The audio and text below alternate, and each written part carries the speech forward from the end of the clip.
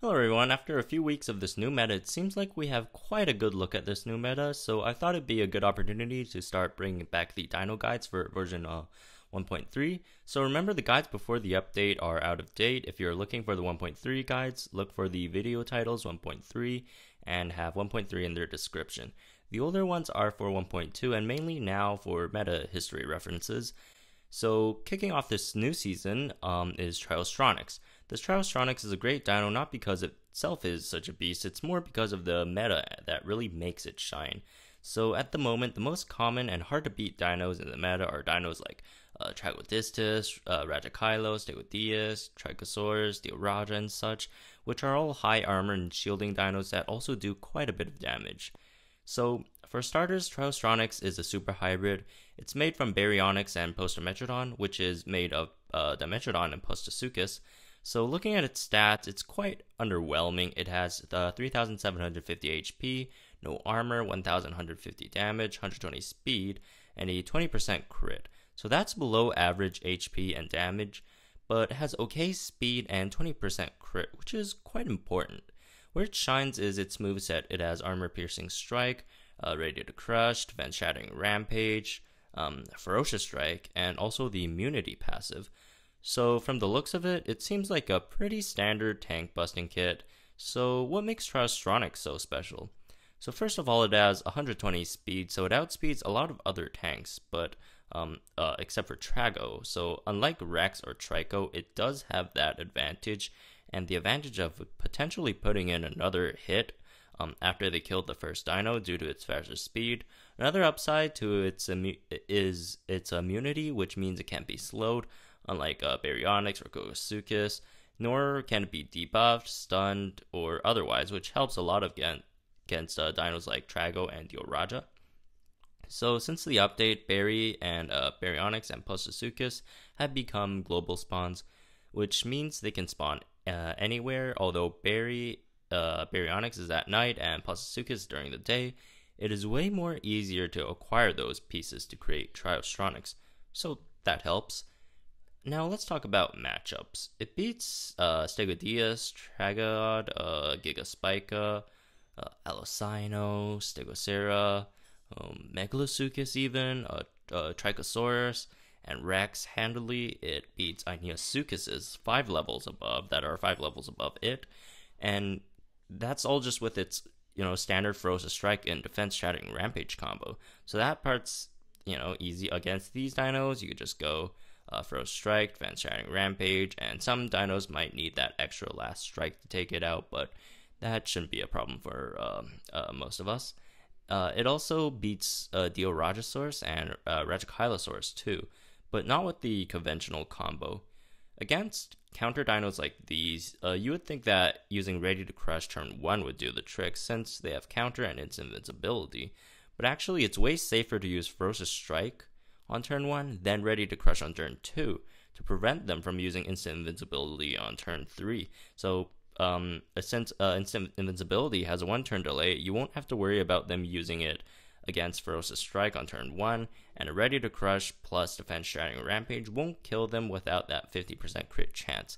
So it's safer to go Ferocious Strike, Ready to Crush, then Defense Shattering Rampage. So if you go Defense Shattering Rampage on turn 2, just even if you go Ferocious Strike on turn 1 and you use Defense Shattering Rampage on turn 2, that's not enough to kill it. And if they saved instant invincibility to turn 3, your moves can't defense shatter if you use Defense Shattering Rampage on turn 2, and their counterattack plus their counterattack will then kill Tryostronix. So it's best to have Ready to Crush on turn 2, Ferocious Strike on turn 1, then save the Defense Shattering Rampage on turn 3, because since even if they use any other move on turn 2, it doesn't really matter. So Tryostronix then outspeeds turn 3 and throws out that Defense Shattering Rampage, which kills it.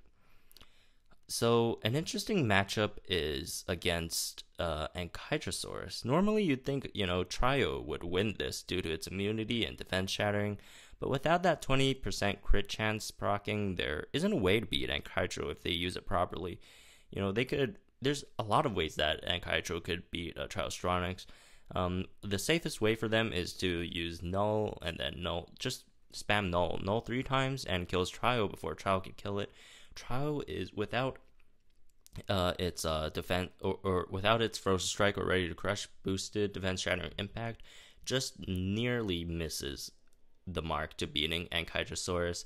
Even though like Ankylosaurus has instant cripple, which in theory, and instant invincibility in theory should be very weak against Tryostronix. It can't even use instant cripple against Tryostronix at all. Like there's absolutely no use for it. But due to its nulling, Tryostronix's attack boost don't give it enough to defeat Ankylosaurus on turn 2. Ankylosaurus, remember, also has a huge HP pool, and it also has counter, so you have to keep that in mind too when dealing with it. So that's against Ankylosaurus, so remember that, keep that in mind. So the only way for Tryostronix to beat Ankylosaurus is to land that 20% crit at least once, and then you'll have Ankylosaurus dead. So the dinos that Trio loses to generally are just faster dinos that hit decently hard. So like early Indom, Erlikosaurus, Dilorano, Indoraptor, Pyrotator, Magnapyrator. Those are dinos that are faster than it and deals a bit of damage. The Raptors too. They usually can defeat Tryostronix, Tanny Calagrius, if you see any of those. So those usually just make quick work of it. So when to use Tryostronix is quite a problem. So you could theoretically start with it, but it's quite risky. You don't want to lose it too fast. So when the tanks come in later on, you don't have any options against it. So it really depends on what you draw in your starting 4 dinos. If you draw a second tank buster, then I could consider leading it, but usually I'd lead that other tank buster instead if you really want to lead with a tank buster, since Stegosaurus and Stegosaurus are still quite popular leads. Leading tank busters is a very viable option, actually. So you could do that, but just remember, if that's the only tank buster you draw, if they have anything still in their back, any more tanks in the back, which they likely will, because a lot of people are getting at least two tanks in their team right now. Usually they run 3. I personally run 3, so the chances that they draw a second tank are quite high, and you don't really want to draw it up against an Indoraptor or Indominus lead also. So that's the other problem with leading with it. And generally, it should be thrown out when you see a Stegosaurus, Stegosaurus, or Tragod.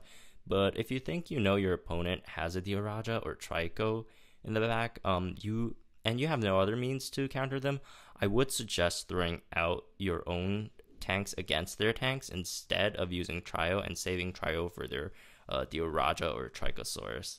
And if you don't lead with it and they lead with a tank and you beat that tank with another dino, if they don't have a second tank on the team, more often than not, Tryostronix will get benched, since it doesn't do well against most other dinos in the meta if they don't have 2 decent tanks on their team. It should be easier for you to deal with them, since tanks are quite the issue at the moment. So Tryostronix in those situations aren't that useful. So unless they have Rex, Tryostronix will still have to come out and beat the Rex. Some people do use it to finish a dino off with a Ferocious Strike, but I would hold that on to kill their second dino, not their first. So it limits their options of getting a good Trio counter out after you kill them with the defense shattering or the not defense shattering, the Ferocious Strike. But most of the time, if they draw something like a Raptor or an Erliko, one of those, so those lower HP, faster hitting dinos, Tryostronix should be able to one-shot them with that ferocious boosted defense shattering rampage. So Tryostronix has been elevated quite a bit to the meta changes. Its immunity, decent speed, and defense shining rampage really helps it a lot in this meta. It also has high crit chance, which helps when dealing with things it normally can't beat. Its place is very much like an upgraded version of Poster Metrodon, but a downgrade from Magna Pyrator, which for most of us average players is very hard to obtain. So Tryostronix is a good alternative for most of us since it is easier to hunt Berry and Postosuchus down now. So that's it for today's guide on the Tryostronix. I hope to do more in the future. Leave a like if you thought that it was helpful. And also comment down below a dino you would like me to do a guide on in the near future.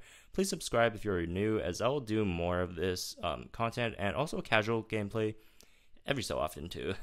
So anyways, have a nice day and I'll see you guys tomorrow.